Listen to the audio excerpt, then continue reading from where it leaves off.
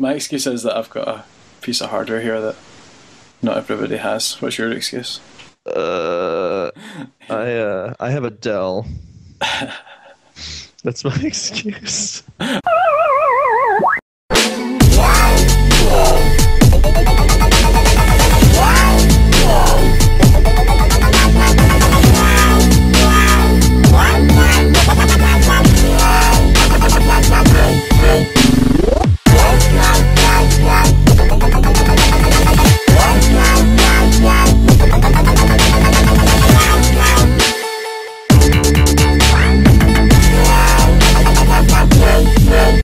Hey everyone, this is Grahame Gallacher here, and I'm with Nick Simberg, and welcome to the very first edition of DamnLag.com's DamnOld retro game podcast. Hello, I'm from America.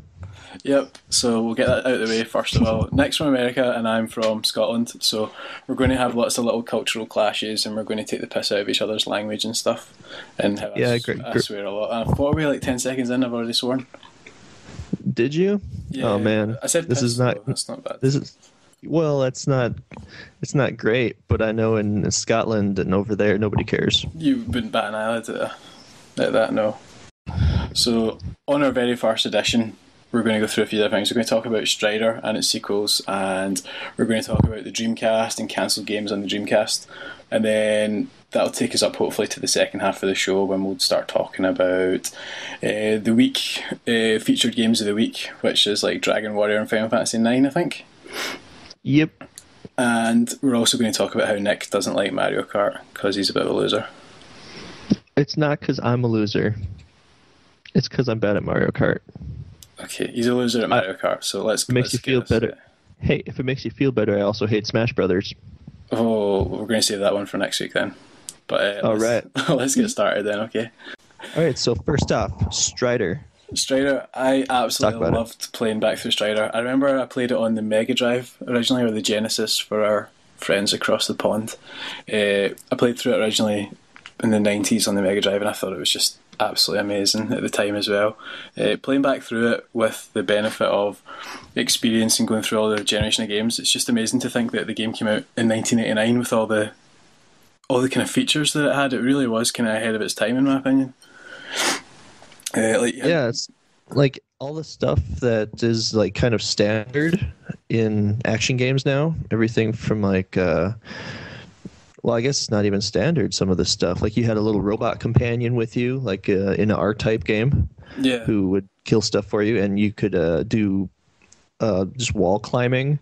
And there's like places where the gravity just switched upside down, and the bosses were all over the place, and just the whole aesthetic of the thing was just weird because it was in like the cyber techno future.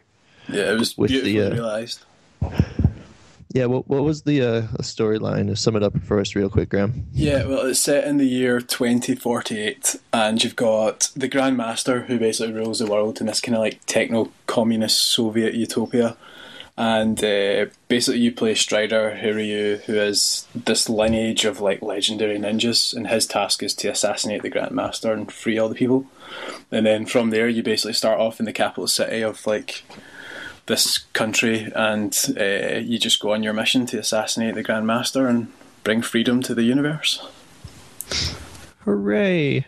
Indeed. Well, that's what it's like at the end. It's hooray. But yeah, just like controlling your like getting back to like the absolute basics of controlling your character, just like the wall jumps, the climbing, hanging from the ceiling, all these different kind of things. I mean, like you think of the 80s, and it sounds a bit almost ignorant, but you think of like left to right, jump over the bad guy, fire a couple of weapons. You don't really think of like wall climbing, multiple weapons, robot companions, multiple routes through the game. There's certain bits where you can kind of like take little hidden secrets and stuff. So like all these things coming out with the amazing graphics that it had as well, it was a pretty impressive package. Yeah, and this was 1989. That was a year before the first Final Fantasy hit the US. Yeah, and they would like just did all this stuff in platforming action games that like other genres weren't even born yet. Yeah. And it was like just mind-boggling that some of the stuff is still used today.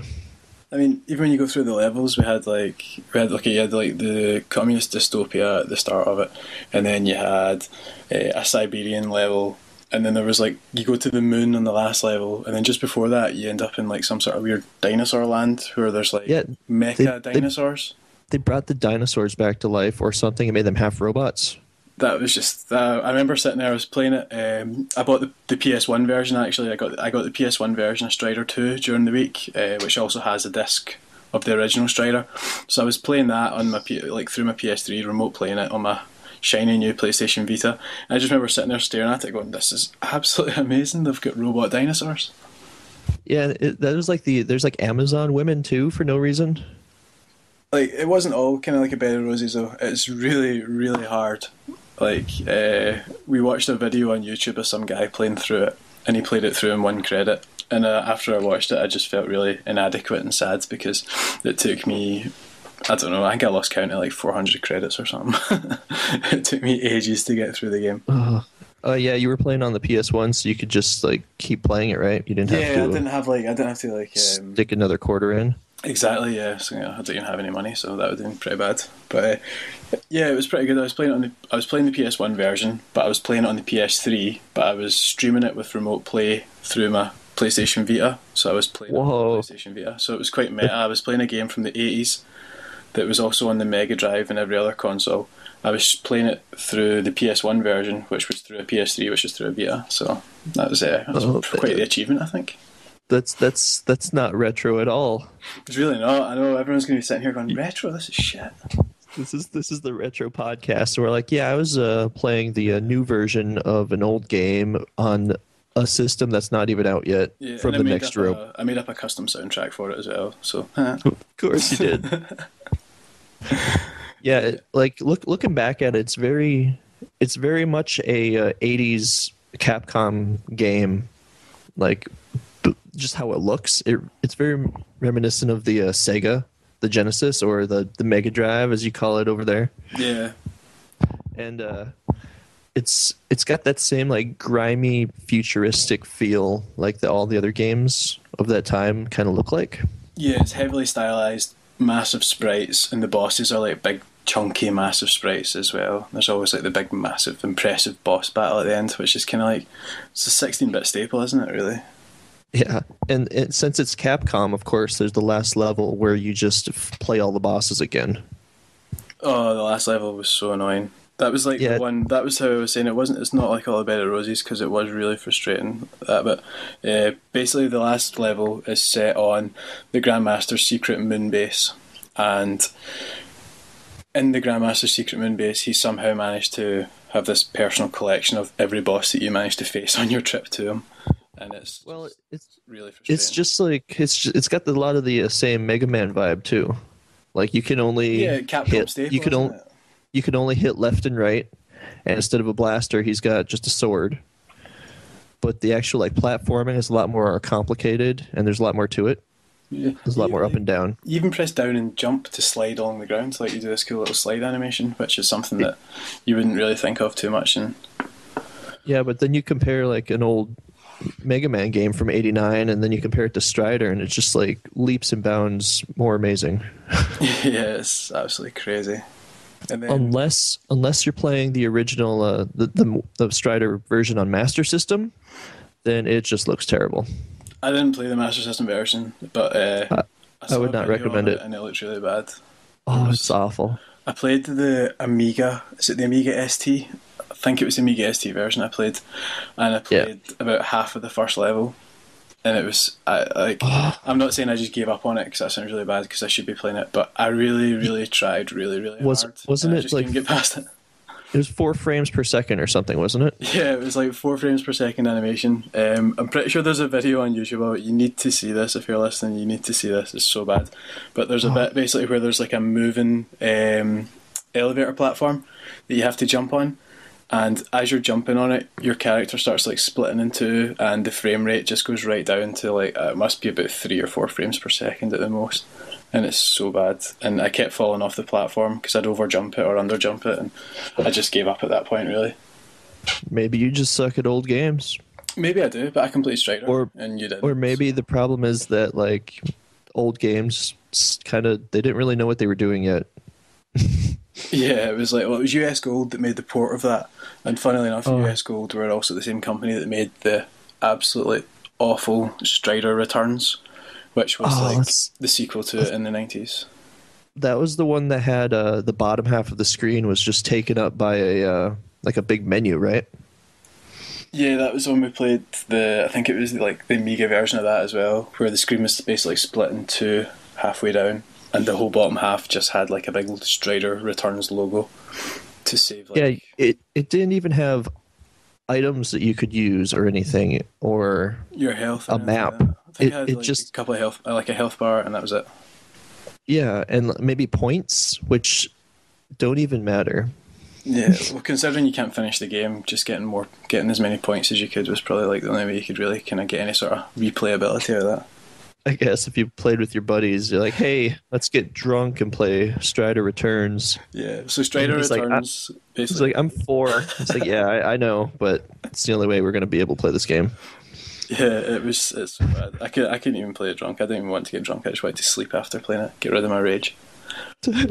Strider Returns was like so bad, and then to cheer me up, I started playing Strider 2, the PlayStation 1 Strider 2, and it is just so awesome. It's like such a perfect mix of sprites and polygons. You've got like these big. It keeps the same kind of like same kind of core as what the original Strider has. You've got all your different ways of climbing around the level, hanging from the ceiling, and then it adds in multiple routes, and it adds in the bosses that are massive, but it's massive sprites, and you kind of some sections you're running into the level and then back. So it takes advantage of what like the PlayStation could do while still keeping the traditional kind of left to right platforming of the original with all the original kind of movements. Yeah, it's almost 2.5D like Nights into Dreams or Tumba or Pandemonium. Yeah, because the levels are made of 3D polygons, but the actual characters are just 2D sprites. Yeah, and then you look further on for like the PlayStation Portable version of like Ghosts and Goblins when they remade it, or Ghouls and Ghosts, sorry, when they remade it, and they had that kind of polygon 2.5D style, which so it's like you can see the kind of machinations of that starting off in the late 90s when they went and did the remake of the sequel to Strider. But it works really well. Sometimes when you try to combine the 3D stuff, which is all PlayStation 1 quality, so it's not quite there, and like textures and things. Yeah. With the really beautiful sprites that the PlayStation 1 is able to handle really well, it could just turn out awful. But it really worked, and I don't know what they did to make it happen. Maybe it was because the game itself was only like half an hour long. Yeah, true. That's one thing with like Strider 1, you can, if you were to play it through on like 1 credit, it's like 15, 16 minutes. Yeah. It's really like the original Strider, and then if you play through Strider 2, you're talking half an hour and it's done. But if you die as much as you probably will. Oh, you'll die a lot, so I guarantee you'll die lots. Yeah, would you say it took you like 3 days on some of the levels? Yeah, I was just like I'm by no way some sort of like amazing gamer, so it did take me quite a while. Stop laughing at me. It did take me quite a while to get through it. I kept on like getting to a certain section, dying repeatedly, and thinking, "Oh, screw this," and I put it down, and then I pick it back up again and start playing it again.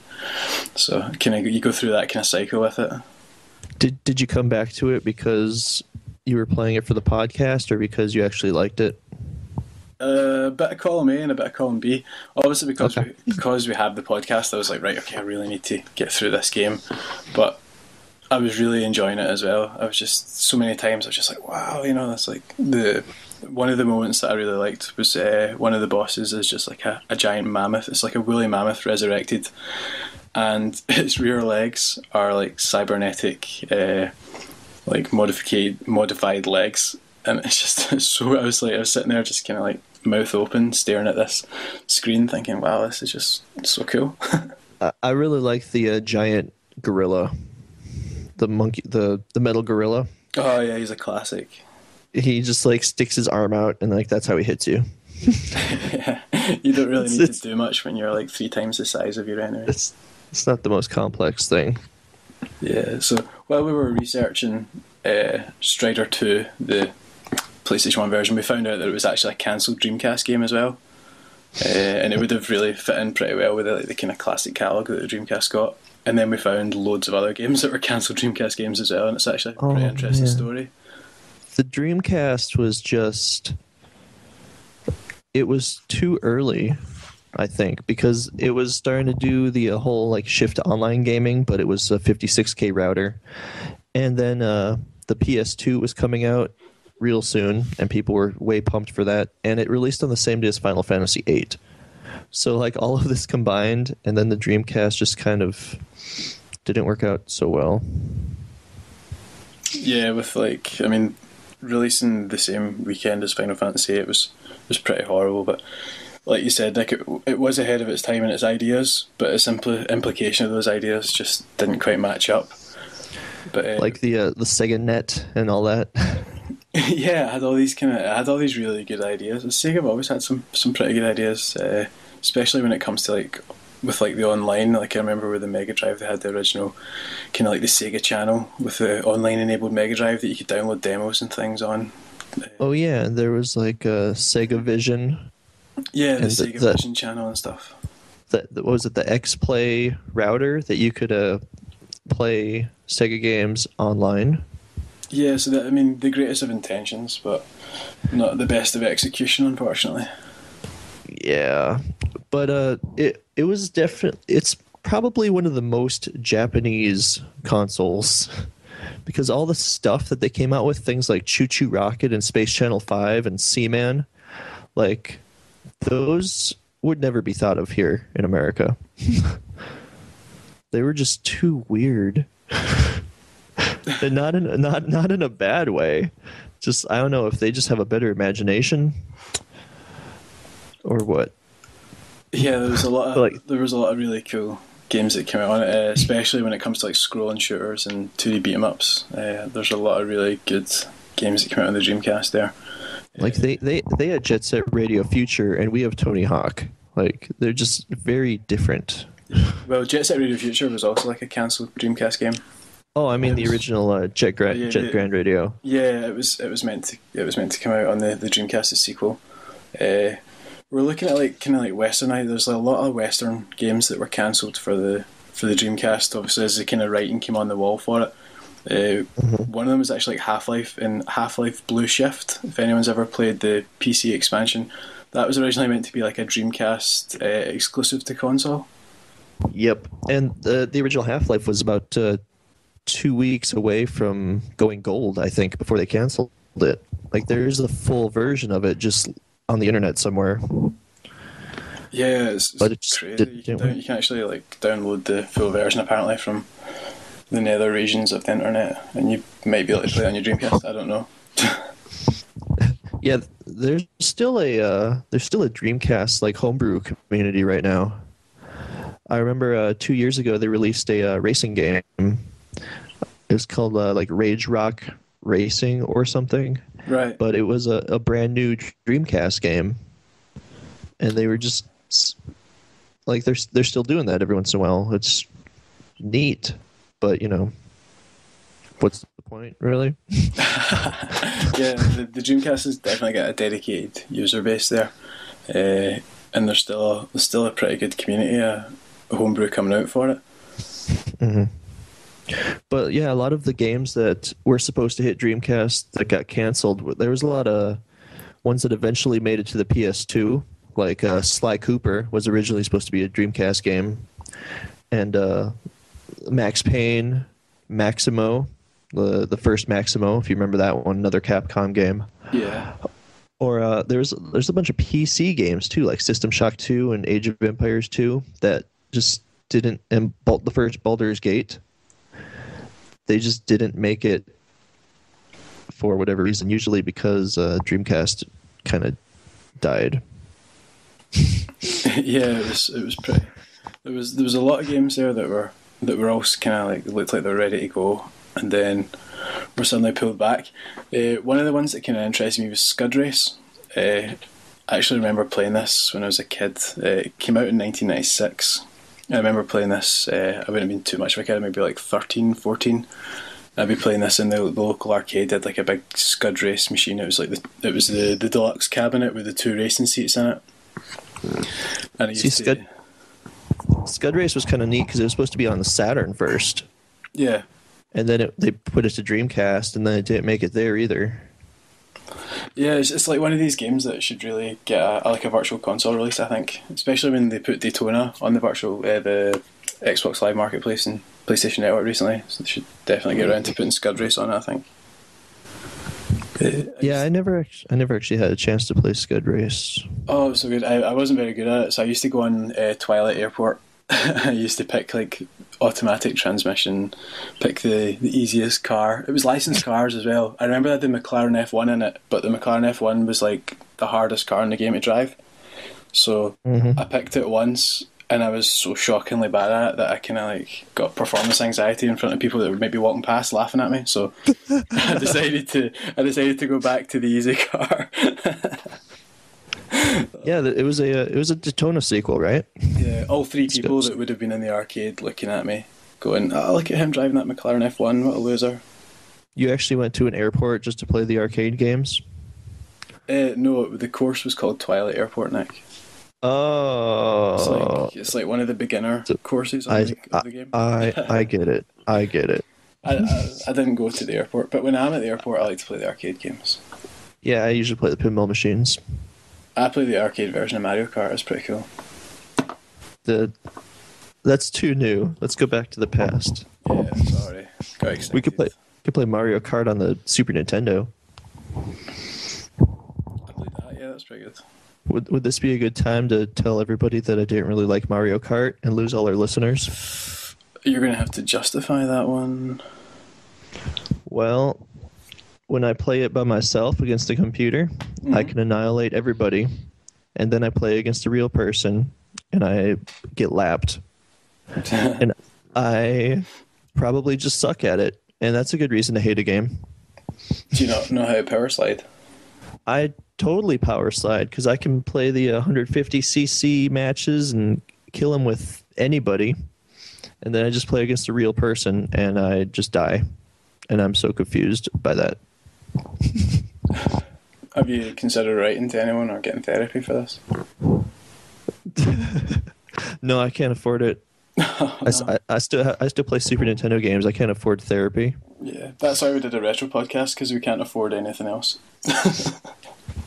As Graham over here is like, oh yeah, I'm playing Strider on my Vita, which I imported from Japan. But, yeah, the week before Christmas. Oh, I know. Because you don't have any friends to buy Christmas presents for. That's exactly it. I've got no friends, but lots of gadgets. Must be rough. Yeah, but I can afford therapy, so I'll be okay. All right. Hey, let's take a quick break for a minute and then come back after a commercial. Do we do commercials? Maybe play a song. We could do that. That'd be good. Do, do, do, do.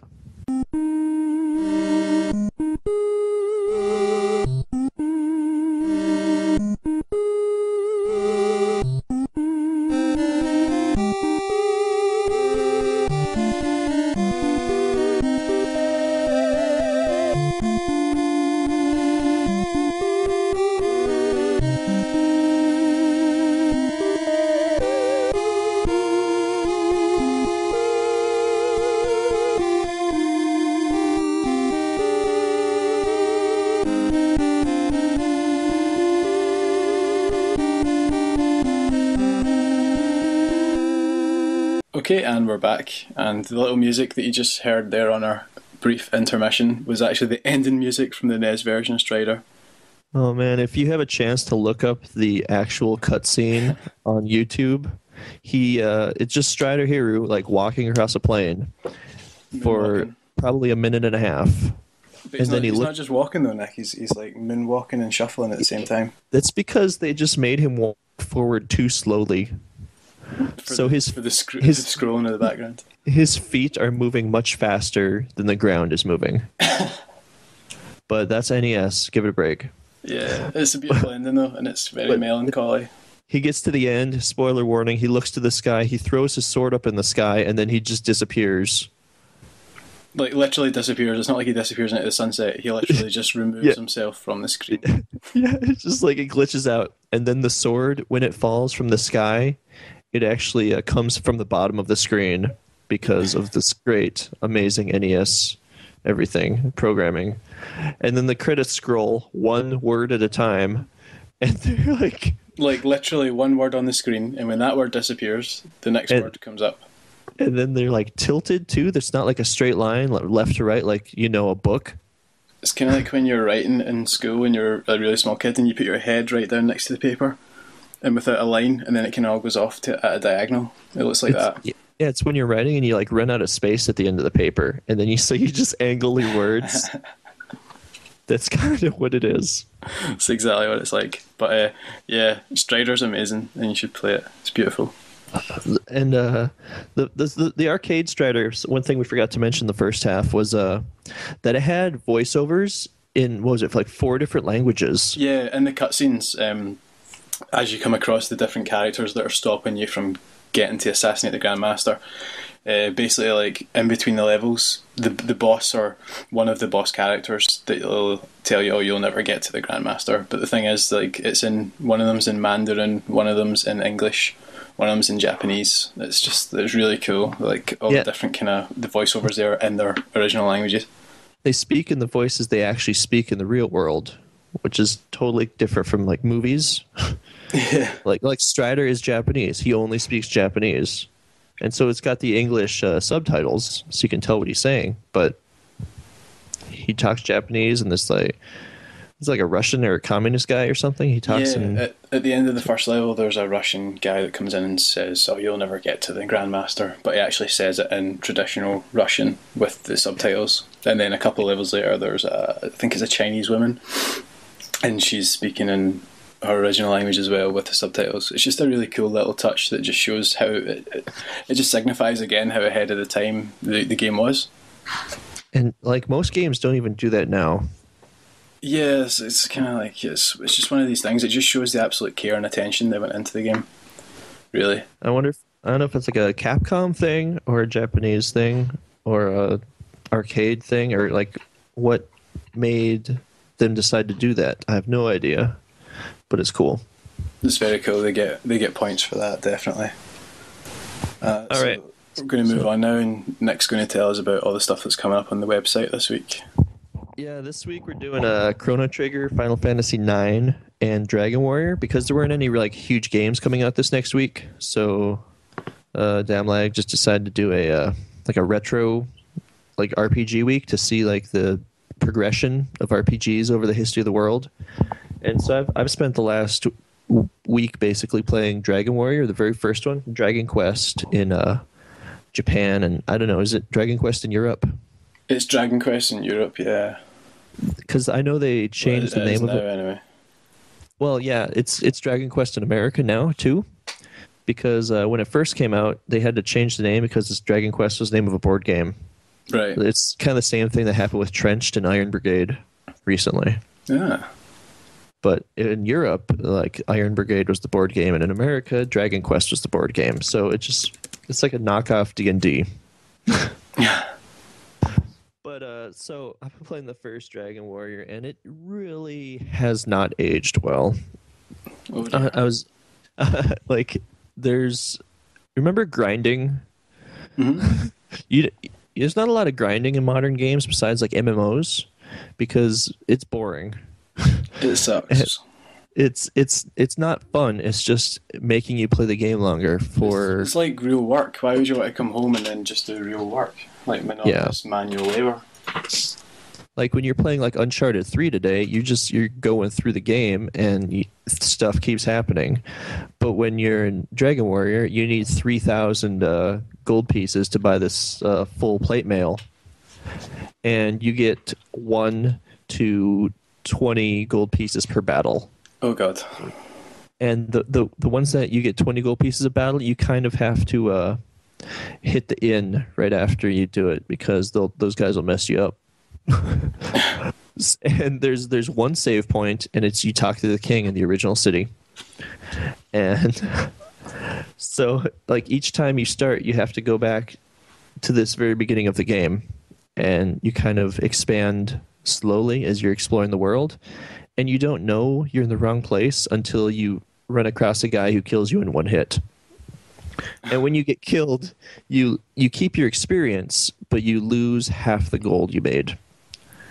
So it brings you back to the beginning of the game with, well, not the beginning, the very beginning, but like brings you back to the first castle. And so you lose half your gold, which is really what you have to be grinding for. And it's just like, it makes you really scared to die. Yeah, I don't know if you're laughing or if you're on the verge of a breakdown. A little of both. Yeah. The laughter is just how I keep from crying. It's just masking it. Okay. Because I'll be doing great, and then you'll just like hit a warlock, and you don't have the stop spell, which is basically a mute spell to keep them from casting sleep. Oh, it's like casting silence in Final Fantasy then. Yep. I'm just relating this to people that will be out there like me that just play Final Fantasy and other RPG games. And Well, see, like Final Fantasy is huge everywhere, and Dragon Warrior has always been the second child, like that no one cared about. Yeah, but with the exception of Japan, where it's crazy. In Japan, it's the exact opposite. Like they won't release Dragon Warrior or Dragon Quest games on weekdays because too many people skip work and school. And like the Final Fantasy games are like, yeah, that's pretty cool. It was interesting though reading about like the history of Dragon Warrior. It was influenced by Wizardry and Ultima, which were very Western RPGs. Uh-huh. But then it was made by a Japanese company because they wanted to bring the Western RPG ideals and kind of simplify them for people who didn't even ever play games or RPGs. And so they kind of made the JRPG as a simplified 1980s Western RPG, which is weird because now the JRPG is a very definite subgenre, and the Western RPG is kind of becoming more prominent again with the Skyrims and the other stuff. Oh man, you're definitely on the verge of a breakdown right now. I kind of feel sorry for you, but you're going to keep playing it, aren't you, Nick? Because you've got to have a big feature on it where you pour your heart out. Yeah, like the only game that really makes you afraid of dying now is like the Dark Souls, and this is kind of what it reminds me of, the Demon Souls and the Dark Souls, where if you die, you're screwed, and you like. But you keep your experience, though, so it kind of makes you want to keep playing. Because when you start at level 1, there's a definite sense of progression. Like when you get a new shield or a new sword, you can definitely tell you're hitting for better damage. Mm. Or when you level up, like when you start, you hit for 1 damage, and you get hit for 1 damage. And as you go on, you level up, and then you hit for 2 damage. And because the numbers are so small, it makes it definitely... you see the progression really obviously. Like in like Final Fantasy games now, you don't start at level 1. You start at level 10 or level 7 or something. It's like still low, but it's not 1. In this game, when you start at level 1, you definitely feel like you're level 1, like a slime is beating you up. It takes like 3 hits to kill a slime. And you just like... There's a real sense of achievement then as you progress through the game. Yeah, there's definite progression, but once you get to about level 7 or 8, and you're just grinding, fighting the same guys over and over that you can barely kill to get enough money to get to the next town, it's kind of a drag. Feels more like a job. Yeah, and the music was, when it first came out, they thought it was like revolutionary on consoles. It was like, whoa, look at all, there's like different songs in towns and in cities and in battles and boss battles. And it had the that template, the 8-song template that kind of has been part of RPGs ever since. Yeah, so just to like set the scene, this came out, was this in the 80s this came out, is that right? Yeah, it came out in Japan in 86 and in right, okay. America in 89. Okay, so just to kind of set the scene for just what you would expect from that kind of game. It came out a year before Final Fantasy, the very first one. Alright, cool. But it's weird because it came out in the US the same year that Strider 2 came out in arcades. And it's just like... It's crazy. So it's weird seeing this huge difference in like RPGs were just starting while action games were already so advanced. Yeah, the kind of the progression there between the two is they've all both gone kind of different paths there, not at the same speed. It's quite amazing.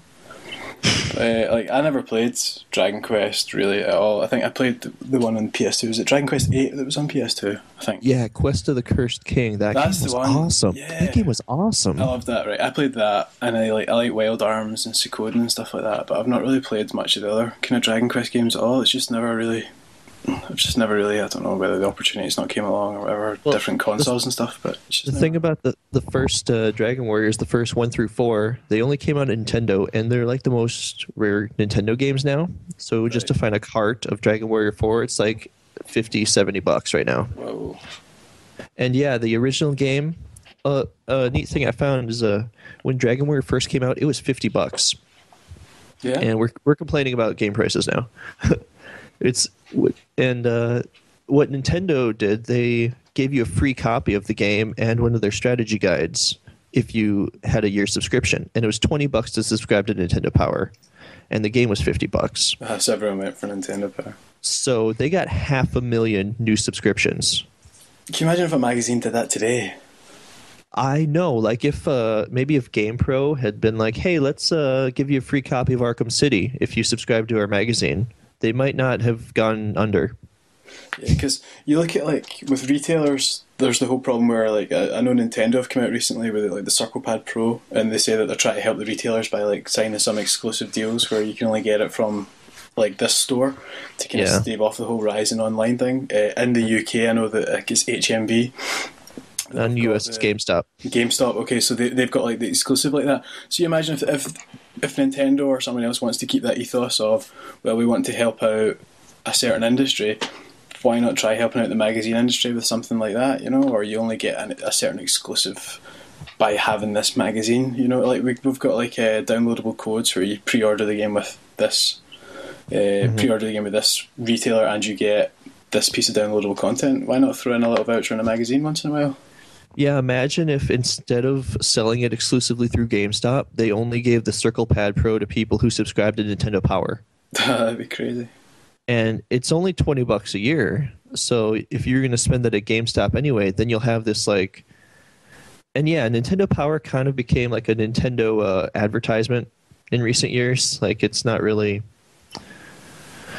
You know, doesn't stick the hard hitting stuff it used to be. Yeah. Don't say too much because then you won't be able to get a job with them.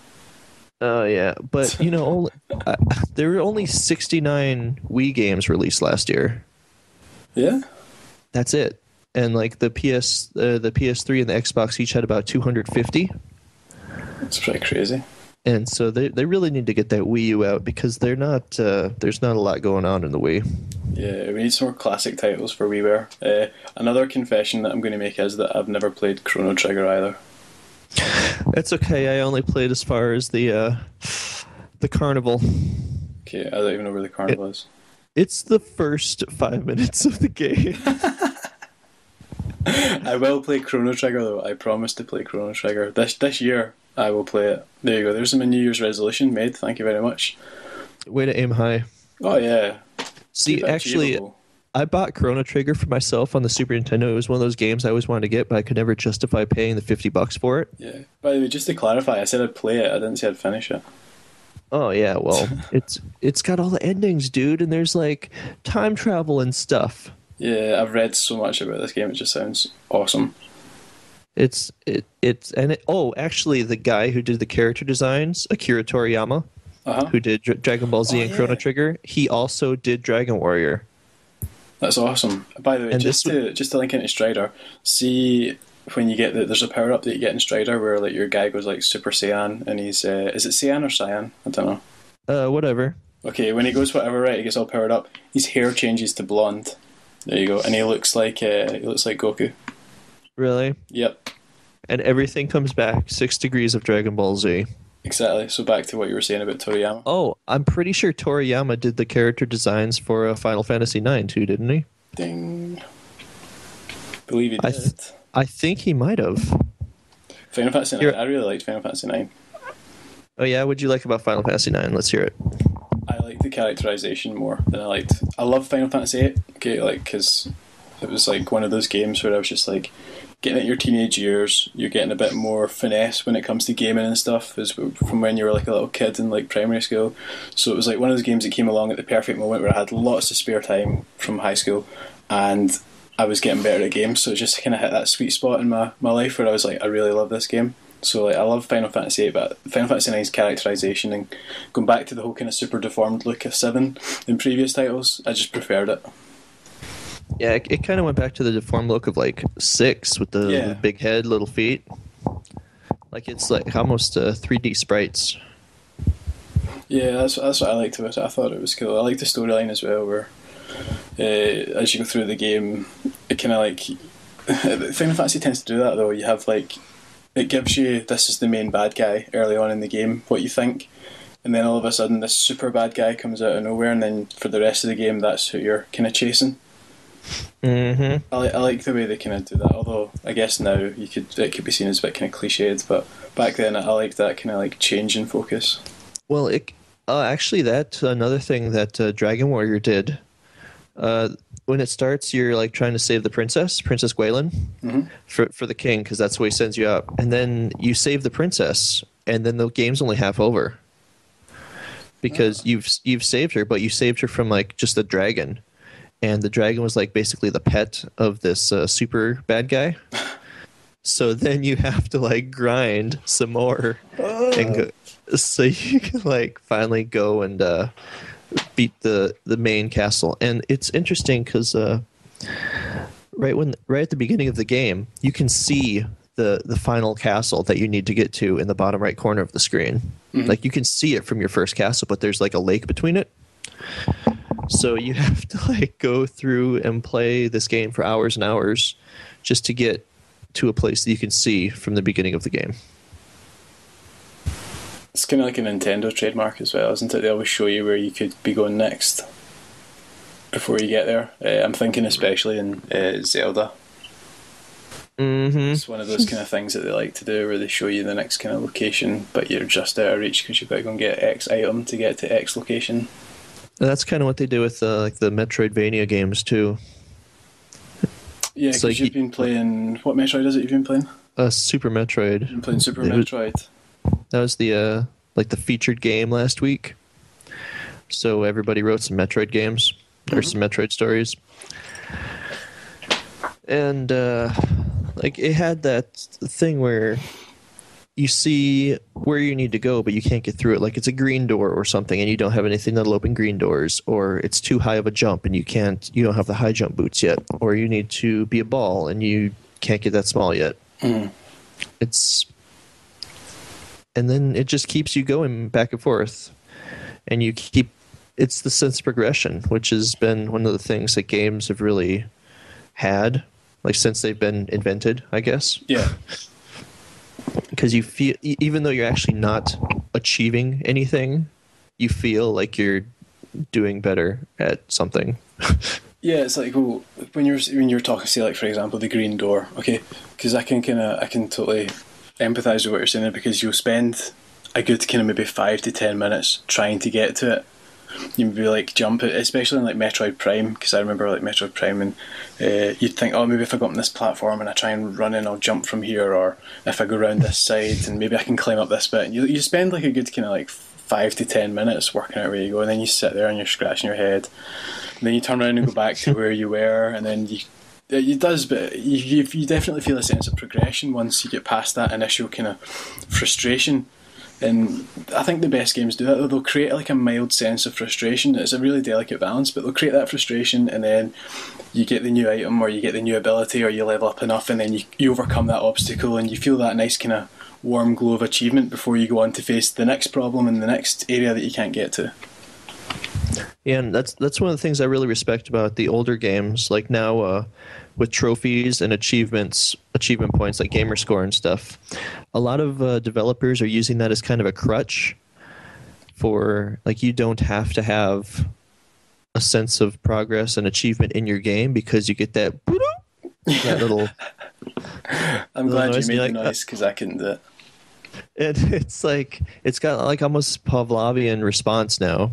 And even me, I'm still playing Skyrim because I haven't got all the achievement points, and I'm not even having fun anymore. You just want to push the button and get a cookie. Yeah, I want my cookie. Yeah, that's exactly it. I think nowadays. I've been playing like Ridge Racer on the PlayStation Vita, and it's the same thing. You get like an achievement just for, I think you get an achievement, a trophy. You get a trophy for like registering your name on your driving license, kind of thing that you've got. This, like, whoa! And it's like bing, trophy at you, and then it comes up. It's in Japanese, so I don't really know what it says. I'm still learning, but it comes up basically saying congratulations, you've registered your Ridge Racer license.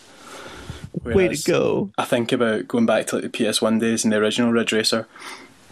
It was like such a challenge just to keep the car on the track and to get into first place, you know, because you had like 3 tracks or something, 3 cars, and a couple, like 1 or 2 tracks on Ridge Racer, you know. So. Oh no, the original Ridge Racer. If you killed all the aliens in the Galaxian game at the beginning, you get 8 more cars. Oh. Well, I never killed all the aliens in the Galaxian game because I wasn't that good. But I did it in Tekken. I did it in the original Tekken, though, because in Tekken, if you did it, then you unlocked... I gave you the little dinosaur guy, right?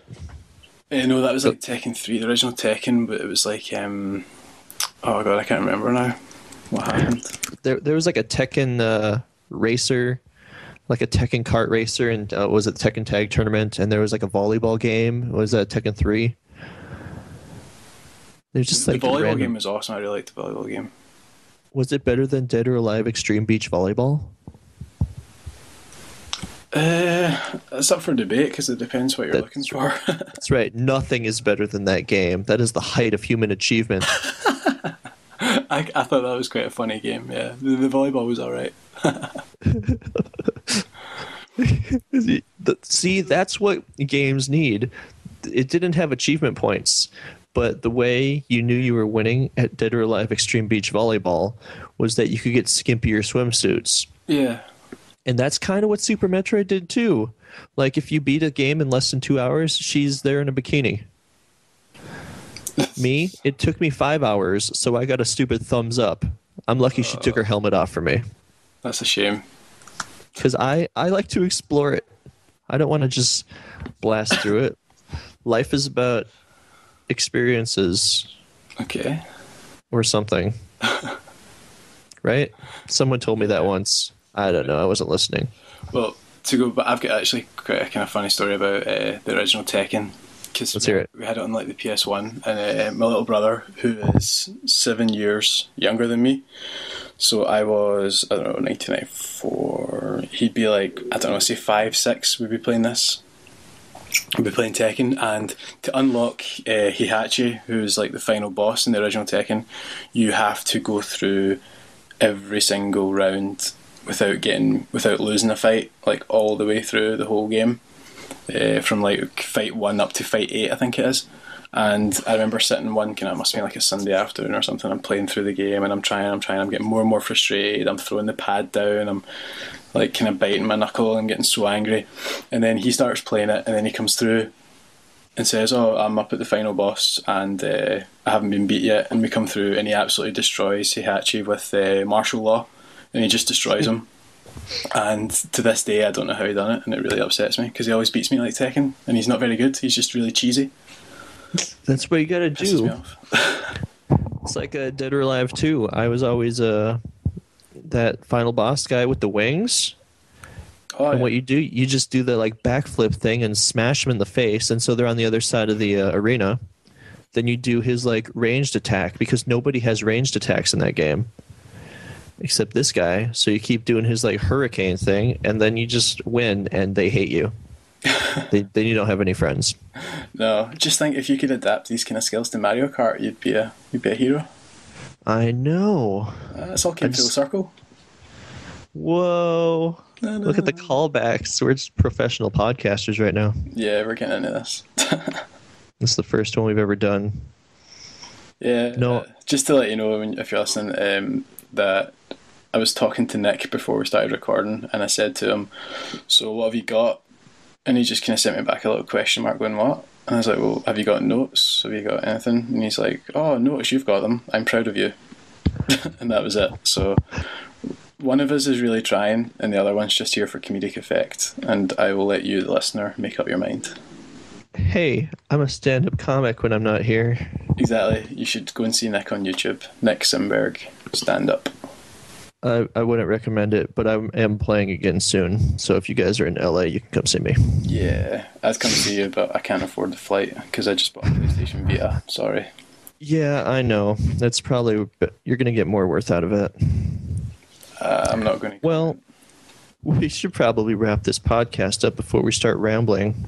We should. We've tried our best, and we hope that if you're listening, that you give us a little second chance. I'll be amazed if anyone actually manages to listen to an hour of us like rambling on here. I will. Well, be amazed. If this hasn't been enough, you can follow us on Twitter. Yep, you can follow us on Twitter. Graham is Past the Pixels. Yep. Those are with underscores between the names, and I am the Game Llama. Just one word. Yeah, or you could just follow the Game Llama because his is really easy, and then you can just find me because he always tweets me anyway. I don't tweet him that much. No, that was a hint to tweet me more. We'll see. Okay, well, I'd like to thank you all for listening, and we'll be back very soon with episode 2 once we decide what retro games we're going to look at next. Yeah, if you have any suggestions, just stick them in the comments, and we'll, ignore them. But or you could follow us on Twitter, and we'll guarantee you that we reply, even if you just want to follow us to tell us we suck, because that would be nice. That would be great. I might retweet you. All right, thanks, guys. Thanks, guys. Take care. Bye-bye. Bye.